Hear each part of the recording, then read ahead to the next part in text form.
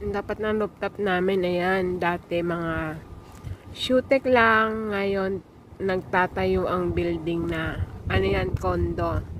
Kabubukas lang yan nung June. Yung iba nakalipat na, yung iba hindi pa nakakalipat. Ayan. Ito yung paligid yan. Ayan yun, bagong tayo lang din yan. Pero nauna yan. 2 years ago.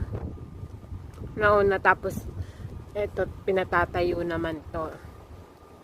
Kasi yun, nauna din to. Eto, to. Ayan, nauna lang din yan, at saka yun. Pero mga bagong condo yan. Eto, ayan, medyo matagal na din yan.